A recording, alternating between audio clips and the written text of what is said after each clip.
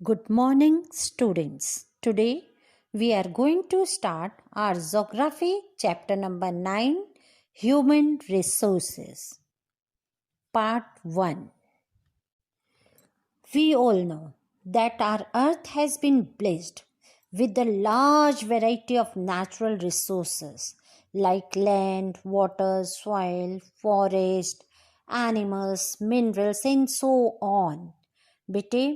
But these resources can be discovered, exploited, developed, and converted into useful articles by humans only.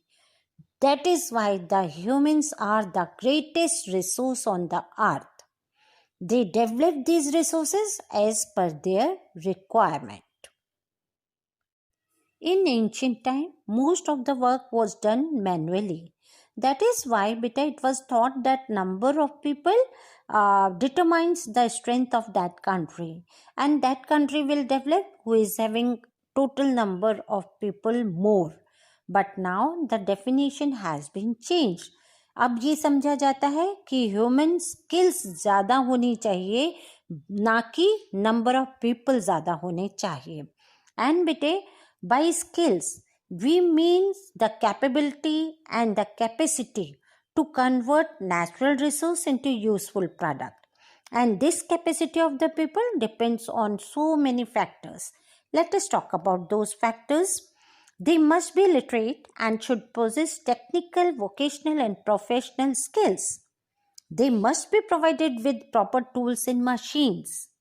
They must work hard and understand the dignity of the labor.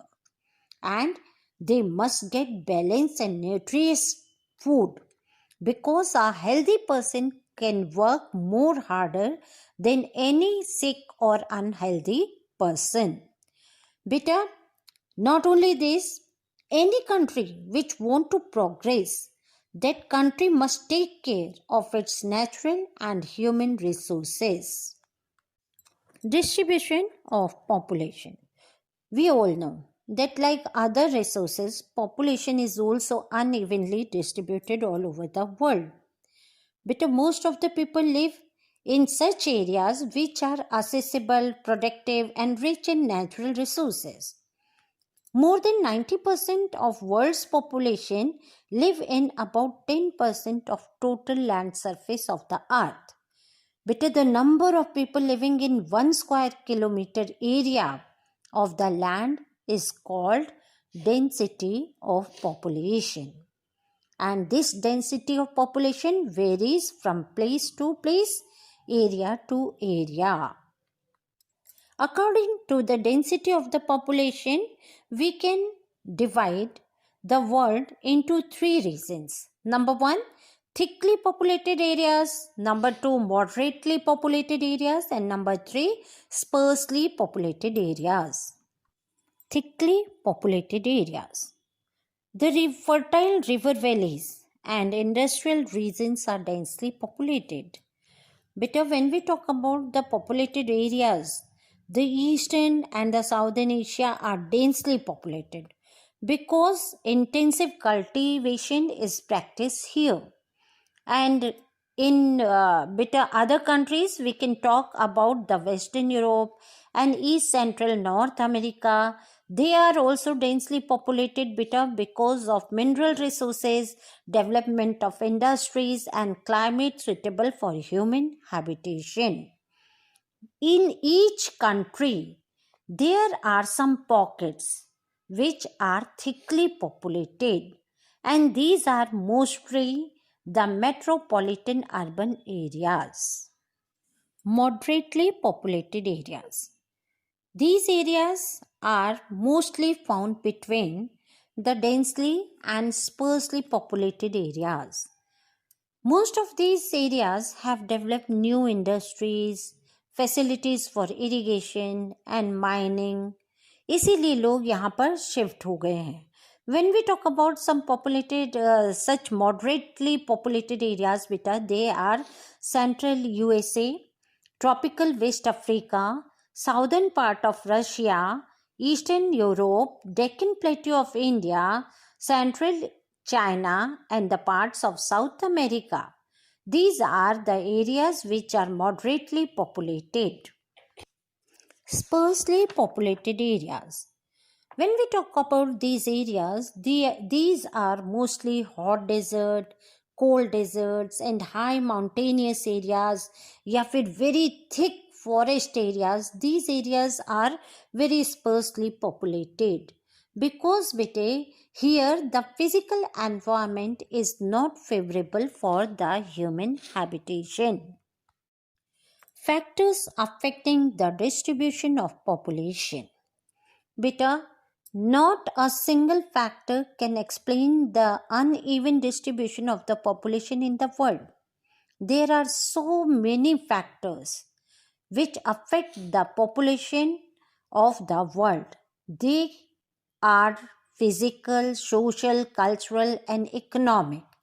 Beta, when we talk about physical factors, they include relief, climatic condition, natural vegetation, soil, and water availability. When we talk about some other factors, beta, they can be beta mineral deposits, industries, transportation, urbanization, and migration. Relief.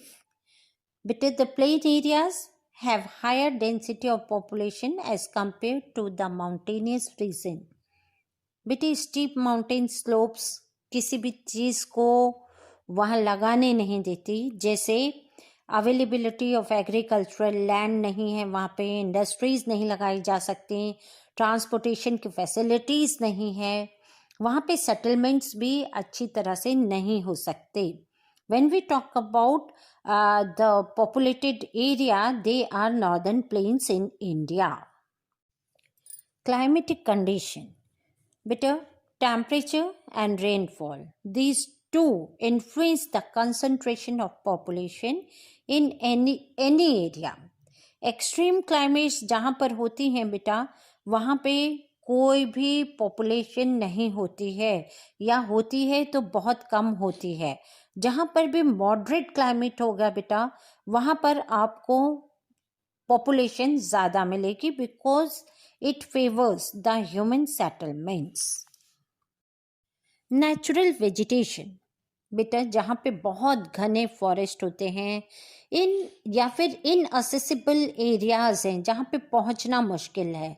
आप सब जानते हो ऐसे areas में population नहीं होती है क्योंकि ह्यूमन सेटलमेंट के लिए ये फेवरेबल कंडीशन नहीं है.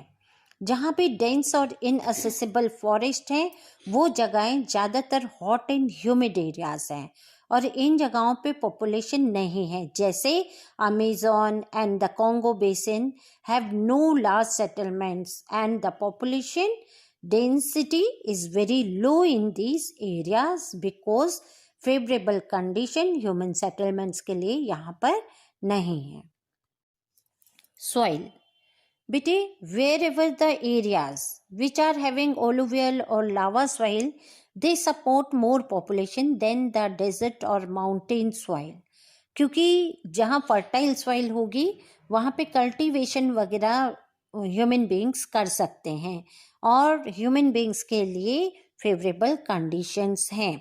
आप सबको पता है द एंशिएंट सिविलाइजेशन जितने भी डेवलप हुए वो सारे रिवर वैलीज के आसपास ही सेटल हुए या डेवलप हुए क्योंकि वहाँ की सॉइल फर्टाइल थी.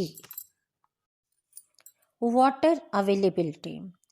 बेटा वाटर से ही लाइफ है, this we all know. So river are an important source of fresh water. They supply water for domestic purposes, agriculture, industry, and transport. That is why people mostly settle down in the river valleys. इनकी जगह बेटा, when we talk about the desert, the people settle down in a oasis area where the oases are found. Mineral resources. बेटे जहाँ कहीं भी mineral deposits हैं वहाँ पर पीपल अपने आप अट्रैक्ट होते हैं because they are having source of livelihood in such areas. This result in the higher density of the population. Let us give an example. बेटा ऑस्ट्रेलिया में जहाँ पे गोल्ड माइंस हैं वहाँ पर density of population is more than other areas of Australia और the barren lands. Industries. Better development of industry in any area or any region provide employment for the population or for the human beings. That is why people migrate to such area, and these area are densely populated area. For example, northeastern USA. Economic activities are attracted in those areas which are having adequate and efficient network of transportation, and this attract the humans. So in such areas where transportation is available, the density of population is high. Urban areas, or we can say urbanization. But these centers are having diverse economic activities and they provide better living conditions than the villages. That is why people migrate to cities in search of work, and urban areas have more than 5,000 persons living on 1 square kilometer of land. Government policies. Better government policies cause migration of the people from one region to another.